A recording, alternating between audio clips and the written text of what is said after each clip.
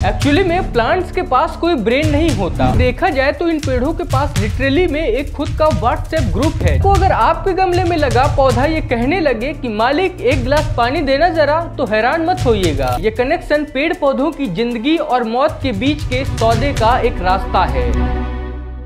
साल 1990 अफ्रीका के जंगलों में लगभग 200 जिराफ रहस्यमयी तरीके से बेहोश हो जाते हैं। बेहोशी के कारण को पता लगाने के लिए जब उनकी जांच की गई तो पता चला कि उनके पेट में बबूल के पत्तों का जहर है। पर बबूल का पेड़ तो जहरीला होता ही नहीं, तो फिर पत्तों पर ये जहर आया कैसे? और एक या दो हो तो फिर भी ठीक है, हो सकता है उन्हीं में कोई प्रॉब्लम हो, लेकिन एक साथ 200 जिराफ कैसे बेहोश हो गए? इसी चीज को जानने के लिए साइंटिस्टों ने वहां के बबूल के पेड़ों पर कई एक्सपेरिमेंट्स किए और जो रिजल्ट उनके सामने आया उसने सबको हैरान कर दिया। दरअसल इस एक्सपेरिमेंट में पता चला कि जैसे ही कोई जिराफ किसी बबूल के पत्तों को ज्यादा देर तक खाने लगता है तो ये पेड़ अपने बचाव के लिए एथिलीन गैस छोड़ता है। ये गैस हवा में लगभग 50 किलोमीटर एरिया तक फैल जाती है। जैसे ही ये गैस दूसरे पेड़ों तक पहुंचती है तो ये पेड़ तुरंत ही अपने पत्तों पर साइनाइड नाम का केमिकल रिलीज कर देता है, जिससे कि जो जिराफ उन पत्तों को खा रहा होगा या तो वो उसे छोड़ देगा या फिर ज्यादा खाने की वजह से बेहोश हो जाएगा। यानी कि देखा जाए तो इन पेड़ों के पास लिटरली में एक खुद का व्हाट्सएप ग्रुप है जहां पर ये लोग एक दूसरे से बात कर सकते हैं। जैसे ही किसी एक पेड़ को खतरा महसूस होता है वो तुरंत ही मैसेज करके दूसरे पेड़ों को ये बता देता है कि भाई आज खतरा है, ऐसे से ऐसा कर लेना तो तुम भी बच जाओगे।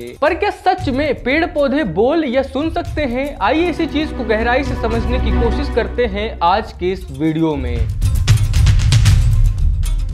जब भी आप अपने आसपास के किसी भी पेड़ को देखोगे तो वो ऊपर से एकदम शांत दिखेगा, लेकिन जैसे ही थोड़ा नीचे जाओगे तो आपको दिखेगा पेड़ों का इंटरनेट। जी हाँ, जिस तरह हमारे पास खुद का इंटरनेट है जहां हम दुनिया भर के लोगों से कनेक्ट हो सकते हैं, एक दूसरे से बात कर सकते हैं, वैसे ही पेड़ों के पास भी खुद का एक इंटरनेट है जिसे वुड वाइड वेब कहा जाता है। ये चमकती हुई फफूंद की जड़ें एक्चुअली में पेड़ों को आपस में एक साथ जोड़ने का काम करती हैं। ये कोई नॉर्मल कनेक्शन नहीं है, ये कनेक्शन पेड़ पौधों की जिंदगी और मौत के बीच के सौदे का एक रास्ता है। दरअसल जब भी कोई बूढ़ा पेड़ मरने लगता है तो ये फफूंदी का जाल उसके आखिरी पोषण को आसपास के छोटे पौधों तक पहुंचाती है। ये प्रोसेस एकदम वैसे ही है जैसे एक बाप मरते वक्त अपनी सारी जमीन जायदाद और धन दौलत अपने बेटे को देता है। और यहीं से हमें पता चलता है कि पेड़ पौधे भी हम इंसानों की तरह एक दूसरे से कनेक्शंस बना कर रखते हैं। एक और सवाल जो कि अक्सर हमारे दिमाग में आता है कि क्या पेड़ पौधे आवाज को सुन सकते हैं या फिर नहीं? इसी चीज को पता लगाने के लिए आइकिया ने एक एक्सपेरिमेंट किया। उन्होंने एक ही तरह के दो प्लांट्स लिए, उन्हें एक कांच के जार में बंद कर दिया और अंदर एक एक म्यूजिक सिस्टम रख दिया।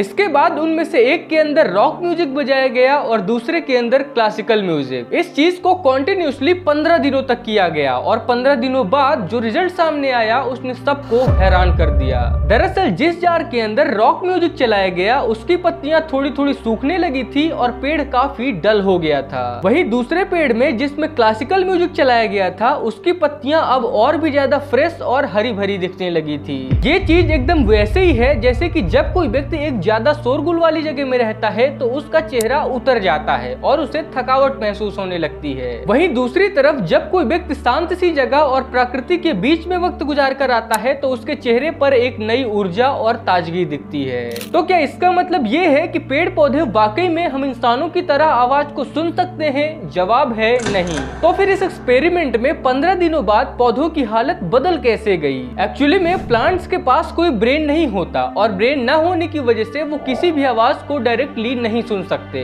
लेकिन वो आवाज की फ्रीक्वेंसी से अफेक्ट जरूर हो सकते हैं। जैसे कि पहले जार में रॉक म्यूजिक चलाया गया था और रॉक म्यूजिक की फ्रीक्वेंसी यूजुअली काफी हाई होती है जिसकी वजह से प्लांट अफेक्ट हुए और पत्तियां सूखने लगी। वहीं दूसरी तरफ क्लासिकल म्यूजिक की फ्रीक्वेंसी लो होती है और ये पौधों को इफेक्ट नहीं करती बल्कि काम और एनर्जेटिक वाइब प्रोड्यूस करती है और इसी की वजह से यहाँ पर पत्ते और भी ज्यादा हरे भरे हो गए। तो अगली बार आप जब भी अपने घर में गाना बजाएं तो लता मंगेशकर जी को ज्यादा प्रीफर करें compare to any other high beat song.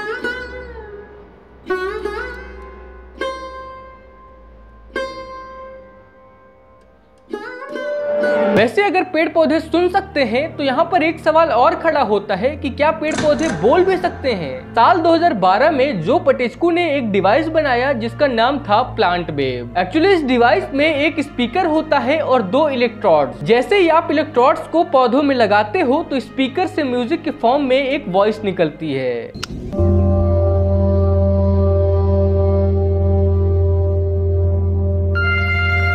तो क्या ये प्लांट्स की रियल वॉइस है? नहीं, दरअसल ये प्रोडक्ट सोनिफिकेशन टेक्नोलॉजी पर काम करता है और ये प्लांट्स के बायोरिदम को डिकोड करके एक रियल टाइम म्यूजिक में प्रोड्यूस करता है। इट मींस कि प्लांट्स कुछ न कुछ तो वॉइस जनरेट करते ही हैं, लेकिन उनकी फ्रीक्वेंसी इतनी लो होती है कि हम उन्हें डायरेक्टली अपने कानों में नहीं सुन सकते। हालांकि अब साइंटिस्ट एआई की मदद से प्लांट्स की लैंग्वेज को और भी डीपली समझने की कोशिश कर रहे हैं, जिसमें वो प्लांट्स के अलग अलग बिहेवियर में रिलीज की गई फ्रीक्वेंसी को रिकॉर्ड करेंगे और ह्यूमन वॉइस में कन्वर्ट करेंगे। तो कल को अगर आपके गमले में लगा पौधा ये कहने लगे कि मालिक एक गिलास पानी देना जरा, तो हैरान मत होइएगा, because according to the current technological evolution AI can do anything whatever you can't even imagine. By the way, video पसंद आया हो तो लाइक करना और चैनल को सब्सक्राइब करो यार, ऐसी और इंटरेस्टिंग वीडियोस के लिए।